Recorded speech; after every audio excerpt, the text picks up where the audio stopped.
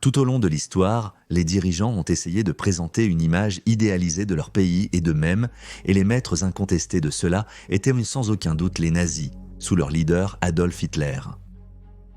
Le nazisme en Allemagne était plus qu'un simple mouvement politique. Il cherchait à s'entrelacer dans chaque facette de la société allemande, alors qu'il modelait le pays selon la façon dont ils essayaient de se percevoir à travers leur propagande. Forts, avancés, prospères et, de leur propre point de vue tordu, racialement purs.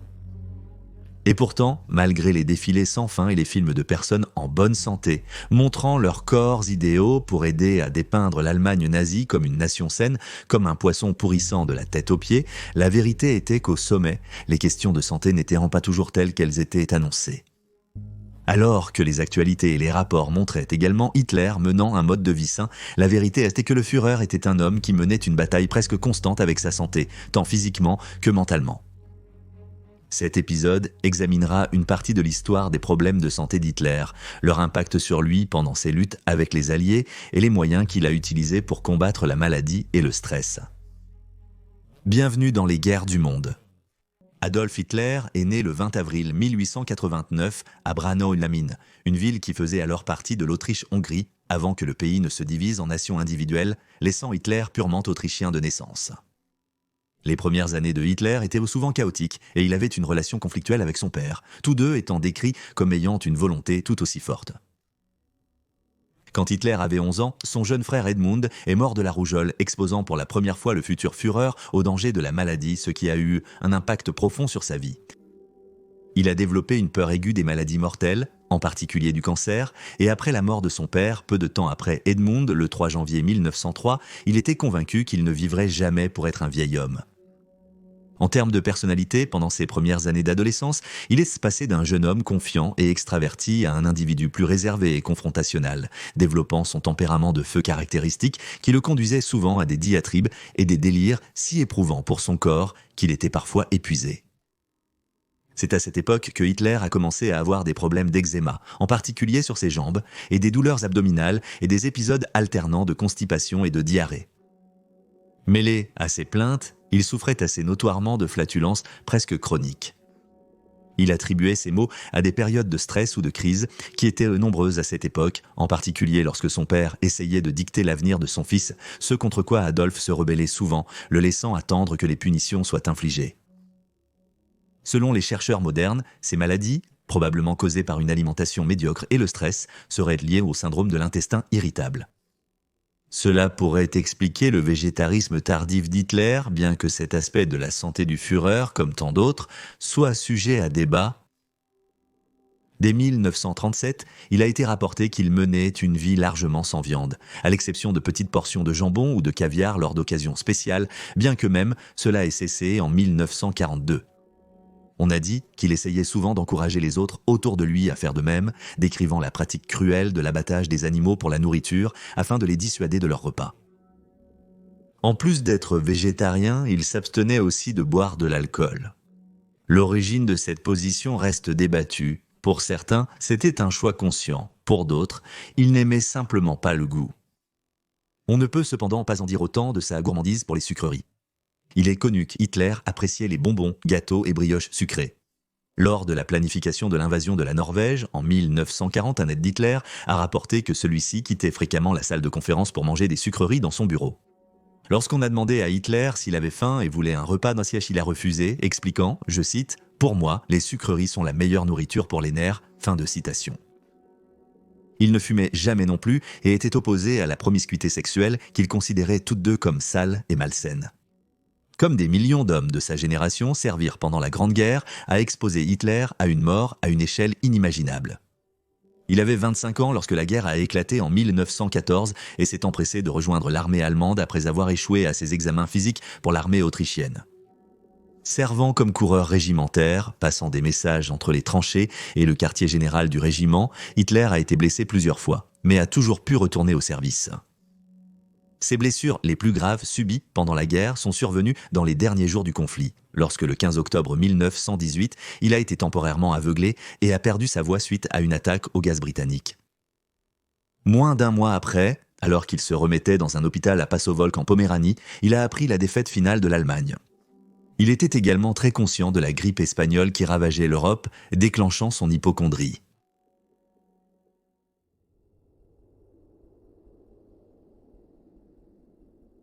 Il serait impossible de discuter de l'histoire médicale d'Hitler sans mentionner d'abord l'homme qui serait largement responsable de répondre aux besoins du Führer à cet égard pendant son temps au pouvoir. Bien qu'Hitler ait eu plusieurs médecins pour de brèves périodes, il revenait toujours vers un certain docteur Theodor Morell. Né le 22 juillet 1886, Morell était le fils d'un instituteur et après avoir terminé sa formation et obtenu son permis, il a trouvé un emploi en tant que médecin travaillant sur des navires de croisière allemands. Cependant, la Grande Guerre a interrompu cette carrière, apportant son expertise médicale aux soldats au front.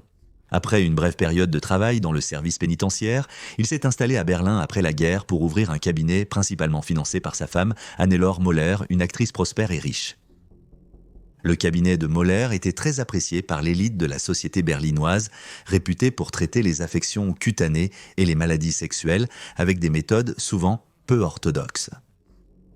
Sa réputation s'est rapidement étendue bien au-delà de l'Allemagne, et au cours de sa carrière, il a refusé des offres du roi de Roumanie et du Shah de Perse pour faire partie de leurs équipes médicales personnelles. Dans les années 30, le cabinet de Morell lui avait rapporté un revenu annuel princier, le rendant indépendant financièrement de sa femme, en grande partie grâce à de nombreux clients juifs.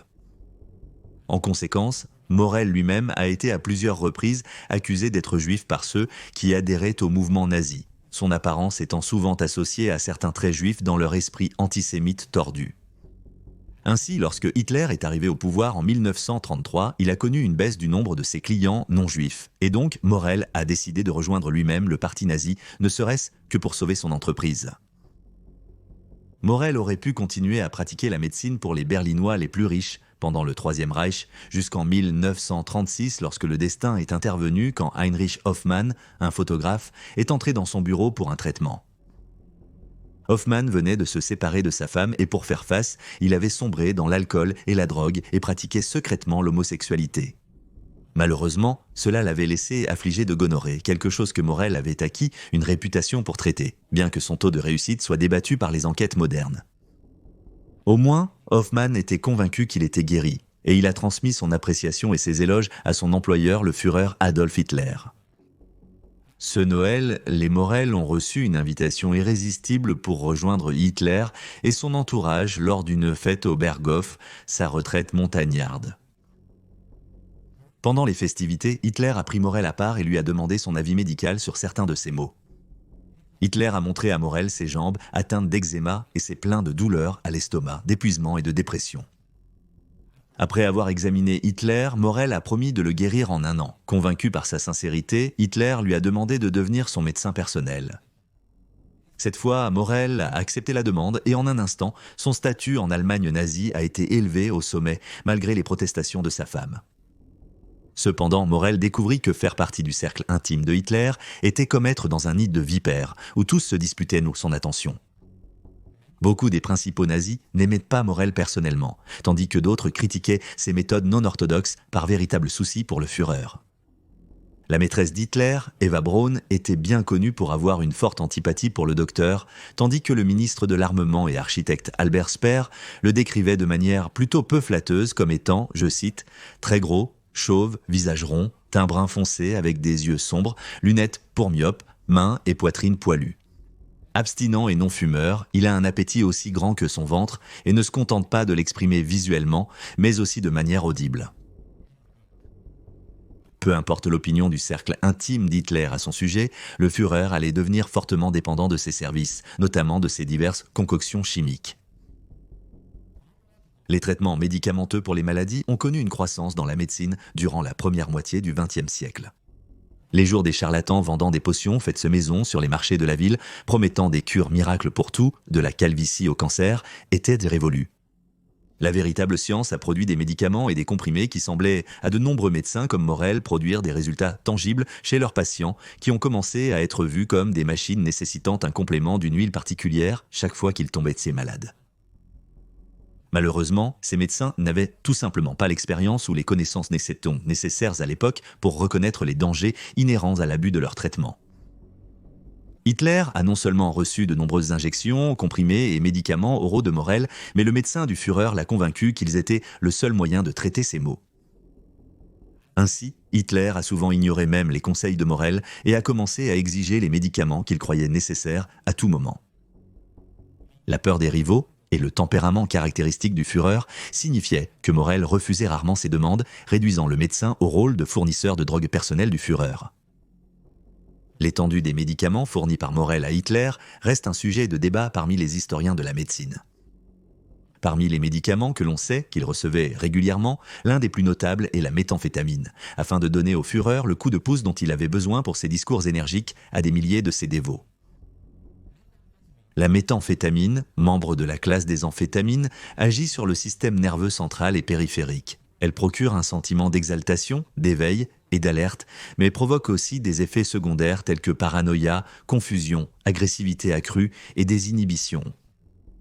Aujourd'hui, elle est largement utilisée par les consommateurs de drogue et est plus communément appelée crystal meth en raison de son apparence cristalline. De plus, lorsque le Führer peinait à se réveiller naturellement, Morel lui administrait des injections de coramine, un stimulant du système nerveux central. Déjà souffrant d'insomnie, les stimulants circulant dans son système n'ont pas aidé Hitler à se reposer correctement, mais évidemment, Morel avait aussi une réponse à cela. Morel lui donnait soit du bromnervadette, un tranquillisant à base de bromure et de barbiturique, soit d'autres barbituriques pour calmer ses nerfs, ce que le bon docteur considérait comme la cause principale de son manque de sommeil. Après avoir pris ces sédatifs, Morel insistait pour que le Führer ne soit pas dérangé en aucune circonstance, cette insistance devenant alors bien sûr un ordre de Hitler lui-même. Célèbrement, cette instruction signifiait que Hitler avait une matinée plutôt tardive, le 6 juin 1994, autrement connu sous le nom de Jourge, retardant la réponse allemande à l'invasion alliée de la Normandie. Morel semblait avoir un stock sans fin de concoctions pour Hitler, qui restait convaincu de ses capacités, malgré les tentatives de ses aides les plus fidèles de le raisonner. Pour les flatulences de l'as de Hitler, Morel lui a fourni la substance néobalistol, quelque chose que l'agence de santé du Troisième Reich avait interdit pour être toxique, et pourtant Morel a pu à la fois se procurer et l'administrer à la plus haute autorité de l'Allemagne nazie. Cela provoquerait alors des effets secondaires désagréables pour Hitler. Mais bien sûr, Morel était là pour traiter ceci aussi, renforçant seulement davantage à Hitler que seul Morel pouvait jamais lui donner le soulagement de ces maux qu'il désirait tant. Cela a alors conduit Hitler à le qualifier de Superman, mais pour d'autres, comme le chef de la Luftwaffe allemande Hermann Göring. Il était connu comme le maître des injections du Reich.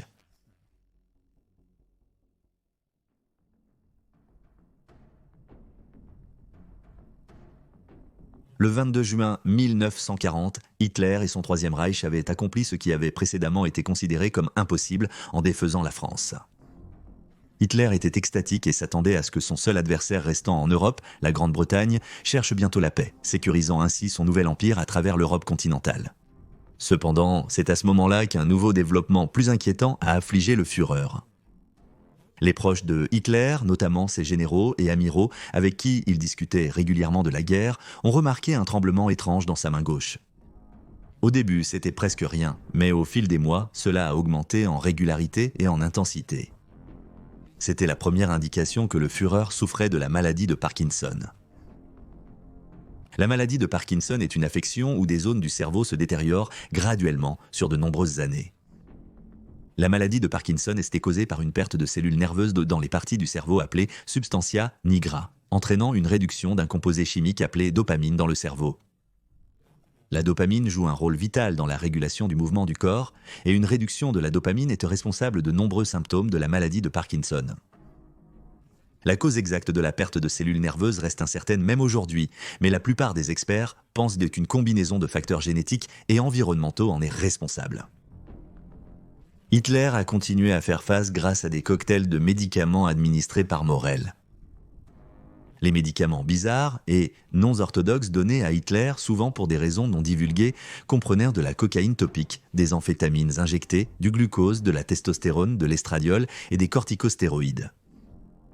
De plus, Morel était connu pour lui donner une préparation faite à partir d'un nettoyant pour armes, un composé de strychnine et d'atropine, un extrait de vésicule séminale et de nombreuses vitamines et toniques. Cependant, rien de ce que Murrell avait ne pouvait repousser la maladie de Parkinson. Et en fait, de nombreux observateurs formés médicalement ont suggéré que l'accumulation de médicaments par Murrell a peut-être accéléré l'emprise de la maladie sur le Führer. Beaucoup ont aussi suggéré que les comportements de plus en plus erratiques de Hitler au fil de la guerre étaient dus à certains médicaments qui lui étaient administrés.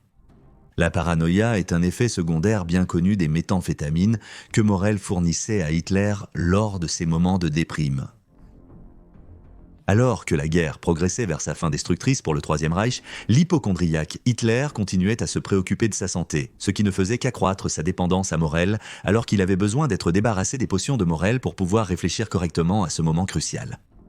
Malgré tout, il gardait une foi inébranlable en Morell et pensait même que quiconque le remettait en question s'opposait activement au Führer. En mars 1945, moins d'un mois avant sa mort, on a entendu Hitler dire, je cite, « Si je n'avais pas mon fidèle Morell, je serais complètement anéanti. » Et ces médecins idiots voulaient l'écarter. Que deviendrais-je sans Morell était une question qu'il ne posait pas. Hitler a pu dissimuler sa maladie de Parkinson pendant une grande partie de la guerre en portant ses vêtements larges et amples ou en gardant sa main gauche dans sa poche afin que les tremblements ne soient pas visibles aux associations de nos pas. Cependant, en 1944, alors que Hitler entrait à son insu dans la dernière année de sa vie, il est devenu de plus en plus difficile de le faire, surtout auprès de son entourage le plus proche. Albert Speer, dans ses mémoires, a dit, je cite, « En 1944, Hitler se ratatinait comme un vieil homme. Ses membres tremblaient, il marchait courbé avec des pas traînants. Son uniforme, autrefois impeccable, était taché par la nourriture qu'il avait mangée d'une main tremblante. Sa main droite, indiquant qu'en 1944, son parkinsonisme était bilatéral. » Fin de citation. Le 16 janvier 1945, Hitler a été contraint de se retirer dans son bunker à Berlin, où il vivrait ses derniers jours. Morell et ses médicaments l'ont suivi, mais trouver des remplaçants devenait de plus en plus difficile, surtout lorsque l'armée rouge soviétique a encerclé la ville et ses défenseurs. Dans un moment de lucidité, le Führer a réalisé qu'il n'était plus qu'un drogué. Il aurait convoqué Morell et serait entré dans l'une de ses colères caractéristiques, au cours de laquelle il aurait déclaré, je cite, « Vous m'avez donné des opiacés tout ce temps. Quittez le bunker et foutez-moi la paix. » Fin de citation. Morell a quitté le bunker peu de temps après, le 21 avril 1945, emportant avec lui beaucoup des médicaments qui lui restaient. Cependant, être libéré de l'emprise de Morell a empiré les choses. Hitler devait maintenant faire face aux premiers symptômes de sevrage, ce qui entravait encore plus sa capacité à fonctionner correctement, alors qu'il essayait avec ses généraux d'organiser une sorte de défense contre la défaite inévitable aux mains des Soviétiques. Il continuait à recevoir certains des médicaments administrés par Morell pendant des années, maintenant par le docteur Werner Haas ou alternativement par Heinz Linger, son valet personnel. Voir le Führer dans ses derniers jours offrait un contraste frappant avec l'homme qui avait parlé à des milliers de personnes lors de rassemblements à Nuremberg moins d'une décennie auparavant. Des années de mauvaise santé, de mauvaise alimentation, de détresse face à la situation de guerre qui s'aggravait rapidement, et bien sûr les cocktails de médicaments et même de toxines fournis par Morell avaient énormément affecté son corps. Gerhard Bolt, officier du renseignement allemand stationné dans le Führerbunker d'Hitler sous les ruines de Berlin, a rapporté une rencontre avec le Führer.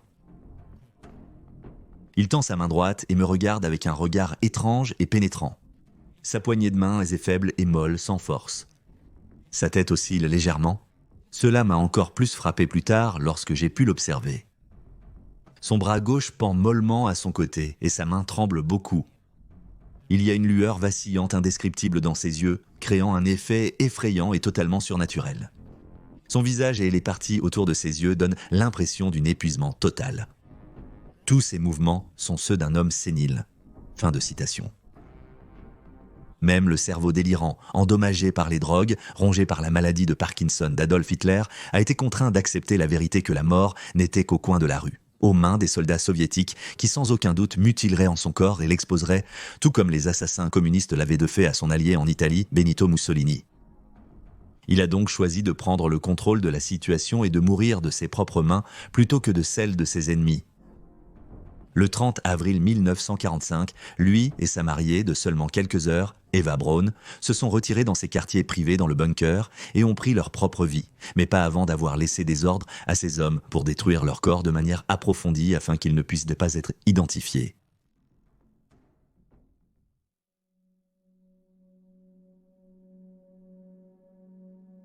Au moment du suicide de son patient de longue date, Morel avait quitté Berlin sur l'un des derniers jets à vol sortant de la ville le 23 avril 1945.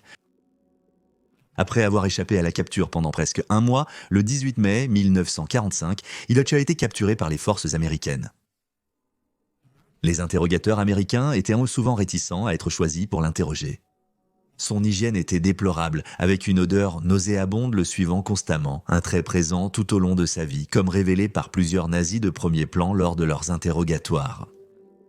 On a noté que le docteur lui-même était en mauvaise santé à cette époque et était morbide obèse. Malgré sa proximité avec Hitler, les tribunaux alliés pour crimes de guerre n'ont pas réussi à trouver de preuves qu'il était coupable des crimes dont d'autres médecins nazis étaient accusés. Et donc il n'a jamais été inculpé lors des procès de Nuremberg. Cependant, après des années d'abus sur son corps, sa santé a finalement lâché et il est mort à l'hôpital Kennersey le 26 mai 1948. Étant donné la fascination de l'histoire pour Adolf Hitler, sa santé continue d'être source de beaucoup de débats et de spéculations avec diverses maladies allant de la maladie de Huntington à diverses maladies sexuellement transmissibles, toutes étant supposées avoir affligé le Führer nazi. Plusieurs de ces maladies ont servi à expliquer certains comportements et décisions d'Hitler au cours de sa vie. Peut-être y a-t-il un petit réconfort à croire que ce sont en partie ces maux physiques qui ont contribué au mal qui est devenu d'un seul homme.